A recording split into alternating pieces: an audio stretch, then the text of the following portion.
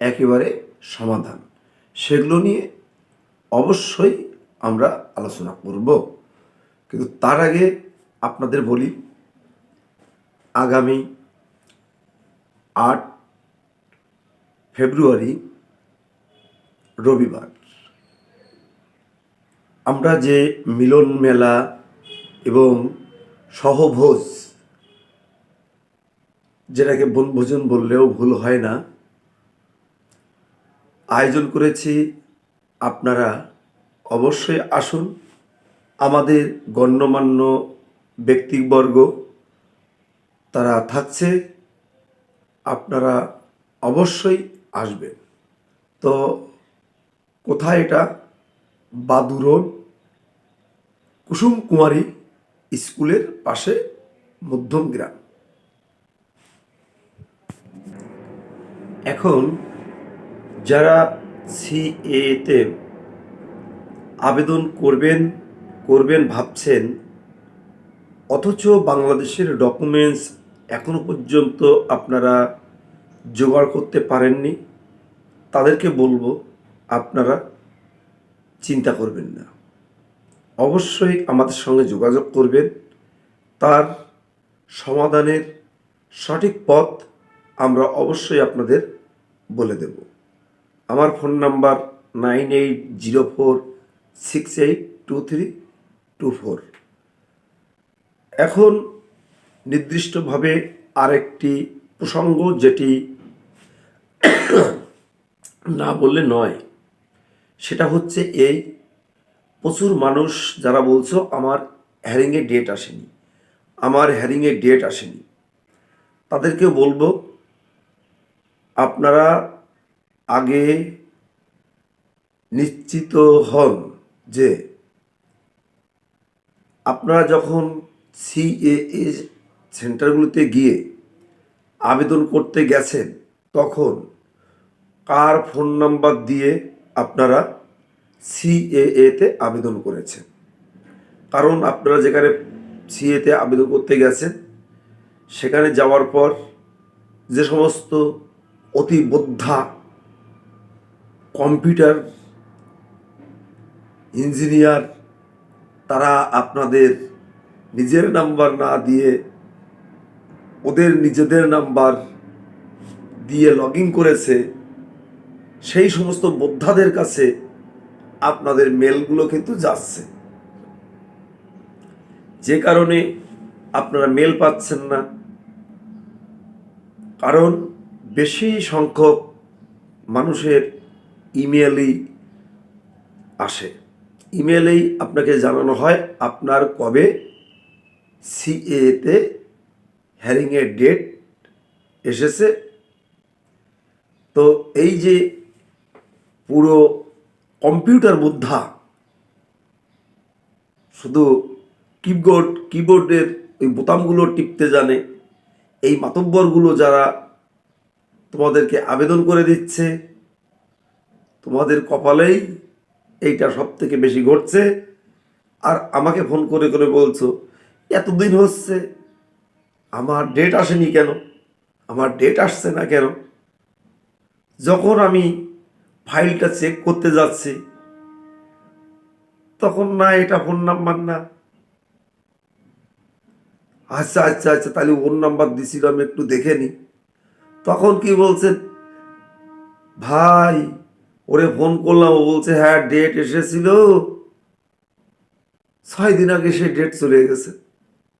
কেউ বলছে 15 দিন আগে চলে গেছে, কেউ বলছে 1 মাস আগে আমার ডেট আইছিল, ওরে ফোন করে জানতে পারলাম ওরটাতেই মেল এসেছিল, আমারও তো ফোন টোন করে ডাকিনি। তা আপনারা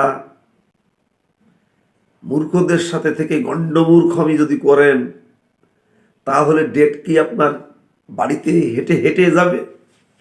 হ্যাঁ, কোনোদিন না।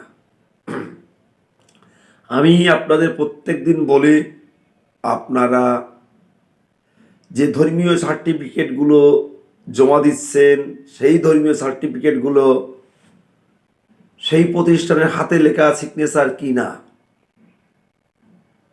মানে এত এত সহজ করে দিচ্ছে, যে একটা সই করা আছে, সইটা স্ক্যান করা সই বসিয়ে দিচ্ছে।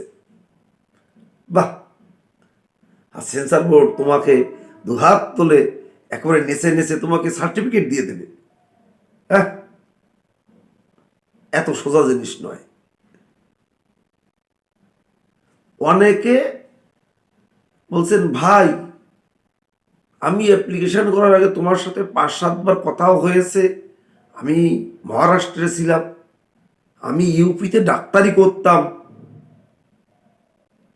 তোমার সাথে যোগাযোগ করেই আইছিলাম সিএতে আবেদন করব, কিন্তু আমার বাড়ির পাশে এসে দেখি সিএ সেন্টার রয়েছে, আমার 3টে বাড়ি ওই পাশে। আমি তো তার কাছ থেকে করেছিলাম, সে তো একটু ভুল ভাল করে দিয়েছে। এখন উপায় কি? এখন উপায় আপনারে নিয়ে শীতের রাতে ধরে একদম জলের তলে ডুব মারা, মানে যতক্ষণ আপনার নিঃশ্বাস এতটুকু মাত্র বাকি থাকে তখন টেনে তোলা, তাই ছাড়া আর কোনো উপায় নেই। নাটক করেন না। আপনি যোগাযোগ করেছেন, 3 বার 20 বার ফোন করেছেন, তার বাড়ির পাশে অ্যাপ্লিকেশন করে ভুল হয়ে গেছে, এখন আমি উপায় বলে দেবো, তাই? যেখান থেকে করেছেন সেখানে গিয়ে উপায় বর্তাবেন, এটা হচ্ছে আমার বক্তব্য। আপনাদের বাদরামের সীমা নেই। কেউ বলছেন আমার পাড়ায় অমুক অমুক দলের বুথ সভাপতি, অমুক অমুক দলের বিশাল নেতা, আমি তার মাধ্যমে করেছি, কিন্তু দাদা আমার ডেট আসছে না, কিন্তু দাদা আমারটাও না ভুল ভাল করে দিয়েছে, এখন আমি কি করব? এখন সেই নেতার ঘাড়ের পরে উঠে বসবেন, বসে চুলির মুঠি ধরে ঘোড়ার ছুটির মতো দিয়ে ঘোড়া দাবড়ার মতো দাবড়াতে দাবড়াতে ওর ঘাড়ের পরে চড়ে আমার কাছে পৌঁছাবে। তারপরে কি করতে হয় তখন আমি বলে দেব, তার আগে বলবো না, বলবই না। 3 বছর ধরে চিল্লাতে চিল্লাতে গলার সুর বর্তমানে এই অবস্থা। তারপরেও আপনাদের যখন হুঁশ ফেরেনি, তা আপনারা একটু জলটা ঘোলান কায়দা মতো, গুলিয়ে গুলিয়ে গুলিয়ে গাধার মতো ঢকঢক ঢকঢক করে খেয়ে নিন। কারণ আপনারা জল গুলিয়ে খেতে পছন্দ করেন।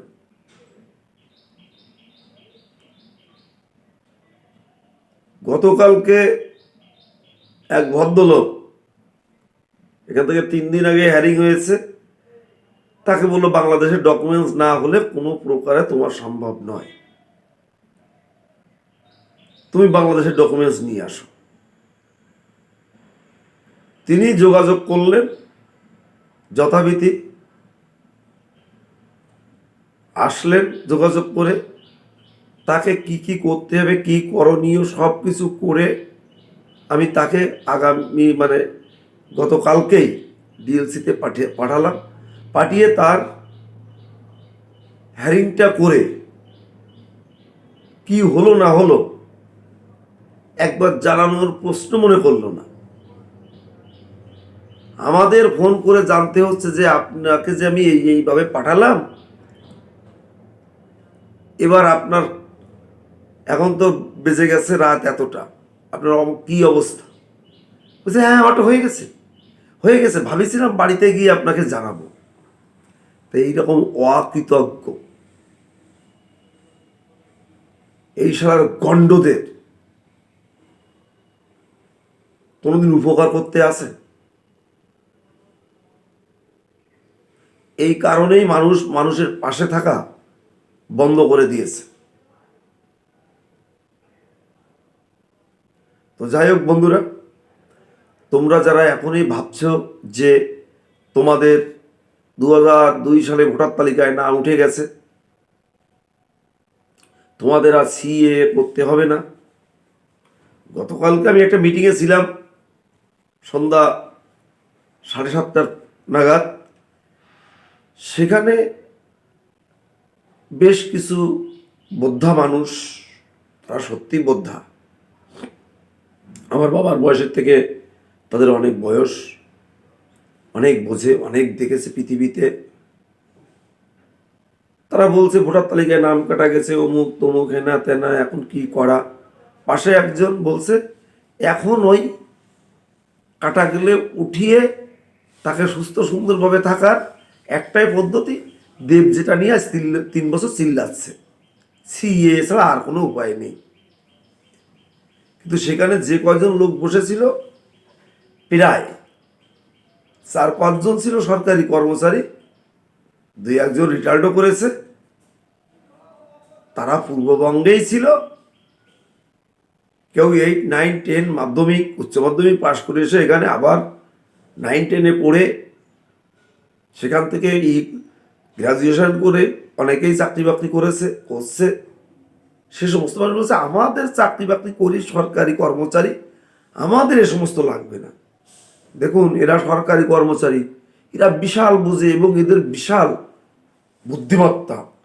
এরা পুরো আইনটাকে বালতির ভিতরে জল দিয়ে আইনের বই এরকম চটকিয়ে চটকিয়ে ওর যতটা রস আছে নিয়ে এরা খেয়ে এরা বুঝেছে যে সিএতে আবেদন না করলেও চলবে। তা ওদের বলে আসলাম,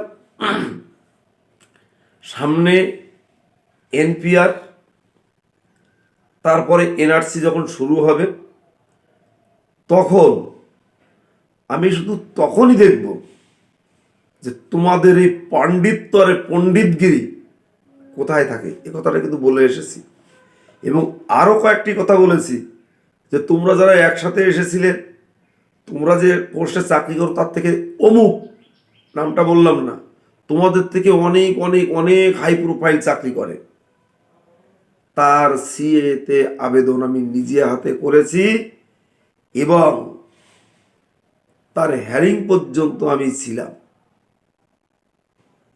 তার সার্টিফিকেট পাওয়া পর্যন্ত সে আমার সাথে যোগাযোগ রেখেছিল, এখনো কথাবার্তা হয়। অমুক কাউন্সিলর,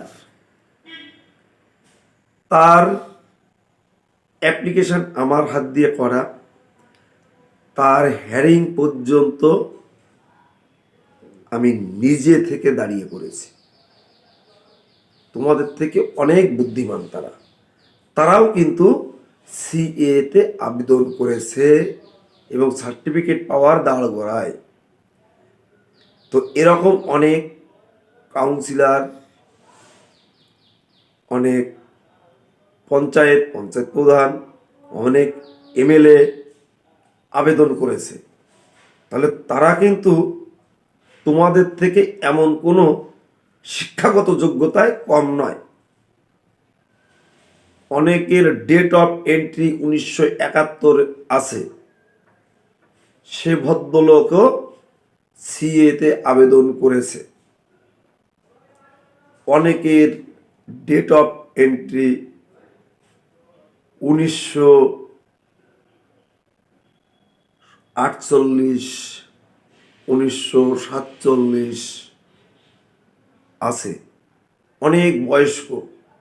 সে ভদ্রলোকও সিএতে আবেদন করে সার্টিফিকেট পাওয়ার পরে বলছে, বাবা আমার জীবনে তো আর কদিন বাঁচবো জানি না, জীবনের তৃপ্তি অন্তত আমি সরকারি চাকরি করেছি, আমি ভালো বেতন পেয়েছি, আমি এখনো পেনশন পাই, কিন্তু আমি আমার অফিসেও দীর্ঘদিন ধরে আমি ইপটিজিংয়ের শিকার হতাম। বাংলা বাংলা বাঙাল বাঙাল বলেও অনেক বিদ্রুপ, অনেক ঠাট্টা সহ্য করেছি।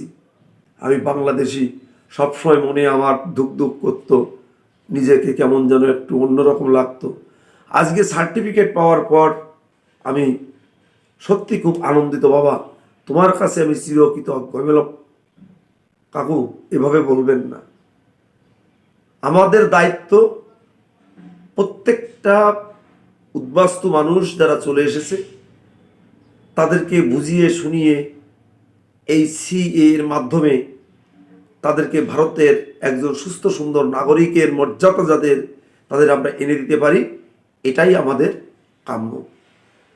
তো যাই হোক বন্ধুরা, যে কথা বলছিলাম, যদি তোমরা কেউ বাংলাদেশের ডকুমেন্টস আনতে পারছো না, তাহলে কি করতে হবে? সিএতে আবেদন করতে পারছো না, কি করতে হবে সবগুলো আমি বলবো। কিন্তু তোমাদের কাছে আমার করজোড়ে অনুরোধ, যে সমস্ত মূর্খ অগণ্ড কম্পিউটারের বোতাম খুলতে পারে আর বন্ধ করতে পারে, একটু এইরকম করতে পারে, অন্তত তাদের কাছে গিয়ে এই সিএতে আবেদন করবে না। সিএর অ্যাপসটা সত্যি অন্যরকম। এর ভিতরের নানান ক্যাটাগরি, নানান প্রশ্ন, নানানভাবে এই আবেদনটা করতে হয়। একজন ব্যক্তিকে আবেদন যদি সুস্থ সুন্দরভাবে করতে হয়, পাক্কা 1 ঘন্টা লাগা কথা বা লাগে। যাদের হাতে একটু স্পিড আছে তারা 35-40 মিনিটের মধ্যে কমপ্লিট করে। তাই বলবো, অহেতুক গণ্ডমূর্খ এবং বিশাল ভালো জানা সফটওয়্যার ইঞ্জিনিয়ার বলে পরিচয় দেওয়া মানুষগুলোর কাছে আপনারা যাবেন না। যারা সিএতে আবেদন করে হাজার হাজার মানুষের হেয়ারিং সেন্টার পর্যন্ত পৌঁছে দিতে পেরেছে, হাজার হাজার মানুষের সার্টিফিকেট তাদের হাত পর্যন্ত দিয়ে দিতে পেরেছে, এইরকম মানুষগুলোকে আপনারা খুঁজুন। প্রত্যেক জেলাতে আছে, তাদের কাছে আপনারা যাবেন। এটাই আপনাদের কাছে আমার করজোড়ে মিনতি এবং অনুরোধ। কারণ আমি আপনাদের সমস্যার কথা শুনতে শুনতে আর উত্তর দিতে দিতে আমার গলার ভয়েসের অবস্থায় এই। তো আপনারা যারা আমার এই প্রতিবেদন প্রত্যেকদিন দেখেন, তাদের বলবো পশ্চিমবঙ্গ তথা ভারতবর্ষের যে কোনো রাজ্য থেকে তোমরা আমাদের ফোন করো, আমরা অবশ্যই সিএতে আবেদন করার সঠিক পথ পন্থা আমরা আপনাদের বলে দেব। প্রয়োজনে আমি নিজেই আপনাদের অ্যাপ্লিকেশান করে দিয়ে আসব। তো যারা আমার প্রতিবেদন দেখছো, সবাই আমার চ্যানেলটিকে সাবস্ক্রাইব করো। সবাই সুস্থ থেকো, সুন্দর থেকো। ভিডিওটি শেয়ার করে দেশ ও দেশের বাইরের লোককে দেখার সুযোগ করে দিও। ভালো থেকো। আজকের মতো এখানেই আমার বক্তব্য শেষ করছি। সবাইকে নমস্কার।